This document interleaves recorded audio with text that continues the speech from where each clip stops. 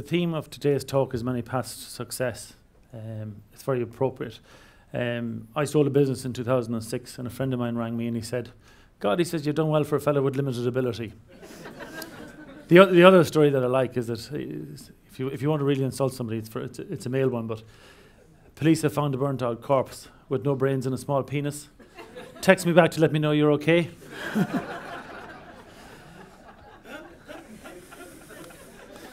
I'm not saying who that's for, who I sent that to. Just to give you a bit of educational background, I'm a Mayo man, proud of it. I'm born in Ballina in County Mayo. Did commerce in Galway in NUIG for 3 years. Then I did a master's in UCD for a year, and then I went to the UK. I suppose in hindsight it would have been better if I took a while out from the master's between the degree and the post degree. But I felt if I left, I'd never go back. So then I suppose I wanted to go to the UK because I just felt there was more opportunity at the time, and I went over to a graduate training program in Islington and worked in the UK then for about 3 years. This is a slide that sums up a lot of years, and so you can put all your life on one page. In 1992, I came back from the UK. I'd worked with a company in the UK who manufactured aluminium towers and ladders.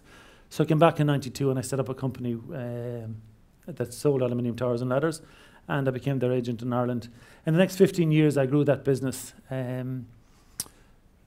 So lots of different stories, but anyway, we grew the business, and in 2006 employed about 78 people, operated at 3 locations, and was turning over about 18 million. I sold that business then in 2006 to a public company, and good story, I suppose. When I heard all about the technology today, I was reflecting on some of the stuff that I used to have to do to stay alive. For those of you who are a little bit older, there was a cheque, and they used to have a magnetic strip in it. I had a sister that was working in clearing Bank of Ireland. She said, if you put pinholes in that, it won't go through the clearing machine, so it'll get you another few days' credit. So I was very lucky that technology wasn't where it is today. The second one I used to do is I could go into a branch of Bank of Ireland in Walkinstown, and I had a facility there to cash a cheque for $2,000. So I put on the good suit, looked the part, looked confident, because the banks weren't linked, so you didn't have all this online banking that would have killed me. So I could cash a cheque for $10,000, and then if you got caught out, you'd say, sorry, I thought there was a mistake, they were supposed to put that up. Then go back out and then come in the next day and hopefully somebody different got you, or at least try to get the clearing. So I used to do a lot of things to survive. So it was a great story because it started with a car and trailer, and it ended up in a business that I sold. For a few quid, I said to somebody last night, I won the lotto, and in fact I actually won a few lottos, so it was a great time. I was 41 at the time. I started the business when I was 27, so I really have worked for myself, so I'm a difficult guy to go working for somebody else. Then I took on a job with the PLC as Chief Operations Officer. Much bigger business. I suppose it exposed me to things like due diligence, corporate finance and stock exchange rules. Interesting times. I used to say if I was having a bad day, I'd go to the pass machine, and if it was a really bad day, I'd leave the slip for the next fella. So what I did is I probably downsized the business that I'd grown. So we merged a number of different businesses, and we did lots of different things. But it worked well, and I enjoyed the time there, and there were a nice bunch of people. It was what they call a startup PLC, so it worked well, and I enjoyed it, and there were nice people. It was going to be sold again in 2012, I suppose. Like a lot of things at that time, it was probably a bit highly geared, which means it owed too much money. And I'd done my time as a non-exec or executive director, so I really wanted to go back to being an owner manager because I suppose I'm used to being the boss. So I enjoyed that. I suppose a tremendous privilege to work for yourself, because if things are going well, you benefit. If things are going badly, you know about it, so then you got to do something about it. So I enjoyed that. In 2012, then I left, and I suppose in the next 2 years, then I was looking for a business to go back to being an owner manager. I'd done a bit of investing in startups because the world that I'd known had fallen apart in terms of construction, and so then I had to really reinvent myself because there was nothing happening there, and I didn't really want to go back to do what I'd done before because there was no point. It was never going to be as good as it was. So I was looking for something new, and I spent a lot of time in Dublin drinking cups of coffee and eating biscuits. So. When people started talking to me about lean in the last 18 months, I didn't know what lean was until I arrived in Shannon. I thought it was something to do with your figure. So a good time, and then so I invested in a few startups, and that taught you about other industries. In 2015, then an opportunity came up. Sorry, this is just a bit of background. This is me in probably 92, 93 with a bit of hair in a very messy office. This is our first powered access machine. So when the business pivoted from ladders and from scaffolding into Formwork, which is For those, we were involved in shopping centres, we were involved in football stadiums, we were involved in underground car parks. Anyway, there was concrete, we were involved in that. But that's kind of where I came from, so interesting. Then in January, a company here in Shannon went into examinership. The examinership means that you get court protection from your creditors for a period of 100 days. So you have somebody that's formally appointed by the courts to see could you get an investor to take over the business that was in trouble. It employed 220 people, so it wasn't a good story. The skill sets that were employed had been built up over 50 years. The business was 50 years old. Lot of tremendous amount of really good, talented, technical people. And if they were lost, you wouldn't get them back.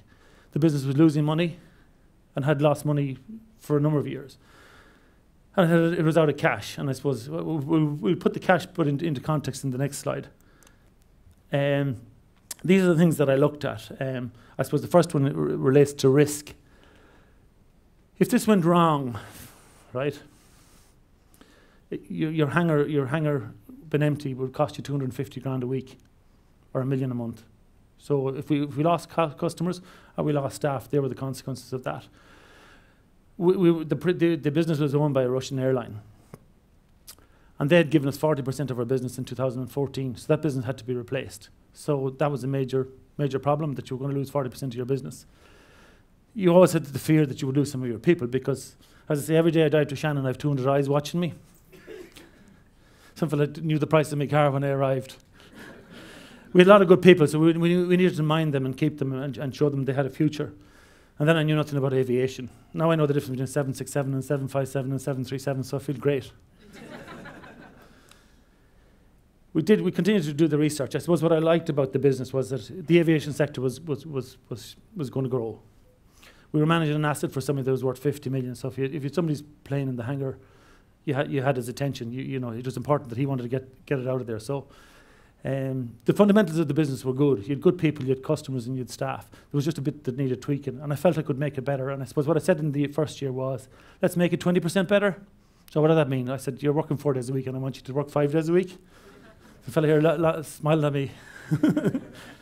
So we made our offer, and then the offer, something had to change. So in the offer, I suppose we were looking for 10 redundancies, which wasn't horrendous.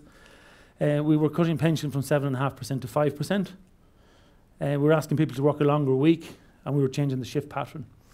So there were fundamental changes in terms and conditions. So we had to get staff approval and union approval for that, and that went to a vote in March of that year. So. And the clock was ticking because your suppliers were nervous, your customers were nervous, and your staff were nervous. So time was of the essence. So I went to a staff vote in March of last year, and the vote was accepted by 60% to 40%. So the 40% upset me because you're saying, well, I obviously have a bigger IR issue than I thought I had. So what's that about? But when I walked the floor and I talked to people at all levels in the organisation, I didn't get that feeling. I was always welcome. So. What the feedback I was getting is not about you, it's about history. So just, so we looked at all the risks and then we went ahead. Then we got the deal complete, and then you feel you're on your own. So now you've all the problems that you thought you were going to have, you potentially could have. So you're trying to figure out what was wrong, what was needed. So we tried to put a bit of structure in the place. I was lucky I had 2 consultants working with me because I suppose they deflected attention away from me and allowed me to have a look and see what was going on. And we put a bit of structure in, and then we spent a bit of money because simple stuff. You go back to what you're comfortable with. So I put a load of scaffolding under a 767, which allowed people to work better, and so that worked, and people could see the value of that. So we invested money in cleaning up the place. We invested money in vans. We invested money in IT, and then we began to look at the team. I suppose the most important person here was the guy who the CEO. Very important because, I interviewed 4 people for this job. I suppose the business needed new leadership. People were tired. The previous management had done a fantastic job keeping the place open during the examinership because people's airplanes were stuck, and if they got stuck in the hangar and then the business closed, then they were going to have a problem getting their aircraft out. So, but the business needed some change. So I interviewed 4 people, and I looked at a guy in aviation, an aviation expert. I looked at some guys from multinationals, and I looked at some guys from SMEs. I suppose it was very important that this guy, that he and I could get on, that we shared the same values, that we shared the same level of vision, and we shared the same core values. He then took over the baton. So he arrived, I think, in July, stroke August, end of July, beginning of August. And then he took over the baton in terms of recruitment, so he brought in a CEO in October of that year. He brought in a marketing director in December of that year. And he brought in a HR director, HR and training director in March of this year. So then to move forward, we listened. People were working another 3-hour a week. We put in the shift pattern. And then we needed to integrate the people with the existing management. Because what we're trying to do is trying to say we had a lot of the same type of people, but we needed some commercial pieces.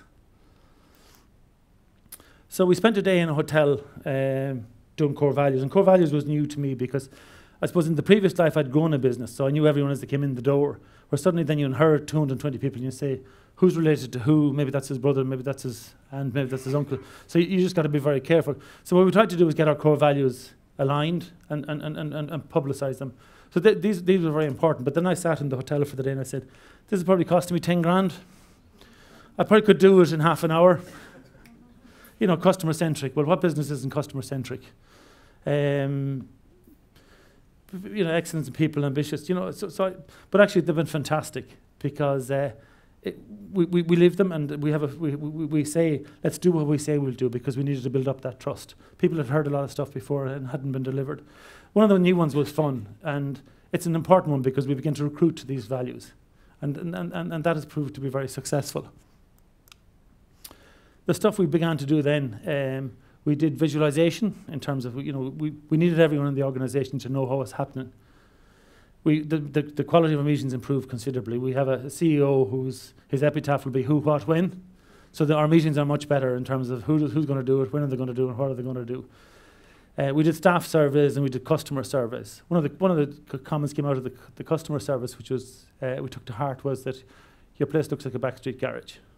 That hurt. That hurt a lot of people in the organisation because they were proud. They have pride in the jersey, but I suppose it's just maybe it was good that they heard it. But then we painted the floor and we tidied up all the racking. We did a lot of work and everyone got on board, and it's been fantastic now because I think we have pride in the facility that we have, and we're trying to be better. We're trying to be better all the time. And then we worked on our structure. This is what we do, and I suppose this is very important because this shows you, and again, I'm getting very technical now, but it's an analog cockpit and this is a digital cockpit. So we take out the analog cockpit, and we did about 5 of these last year. So you can imagine all the wires that are in an aircraft, and then to put in your glass cockpit. And these things, we do all that, and then they go away and they fly, thankfully. So we've a fantastic bunch of people there. And I suppose what we're trying to do is put a bit of leadership. So we're trying to populate the business with different skill sets so that you know, I talk about sales, operations and finance. Your finance function works or doesn't work, your operations work, and then 80% of your senior manager's time should be on sales.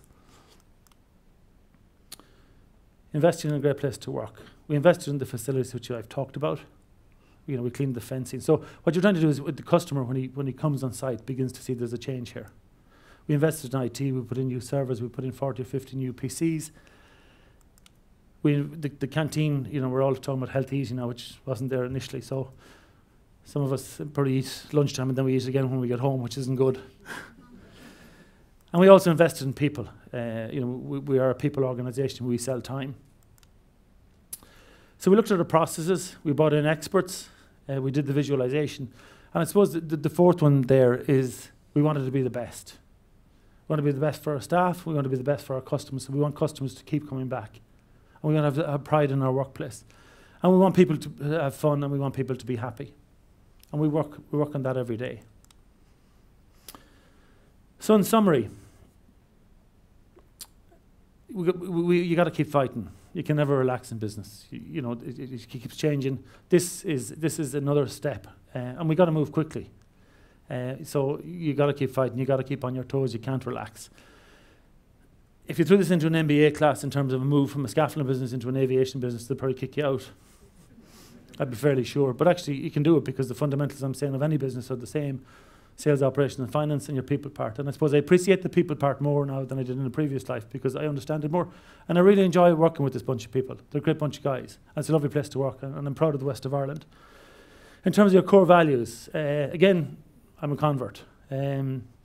We did the new management team introduced me to a thing called the Rockefeller Principles, which I've taken on board. And he talks about 2 time frames that matter. He says, where does your business want to be in 10 years' time? And what are you doing in the next 90 days that's going to get you there? So every action that we do, we begin to think in those time frames. So we've stated where we want to be in 10 years' time. Some guys don't believe us, which is fine. Actually, anyway, yeah, so some people don't believe us, so let's wait and see. And I suppose the last thing says, well, there is many paths to success. So anything is possible, so have a go. Welcome to the Atlantic Aviation Institute, and I'll leave you with this is important for those guys who like flying. So we got to keep going. Once you get a plane up in the air, you don't turn off all the engines. So we got to keep the pace up. And these are our people. So thank you very much.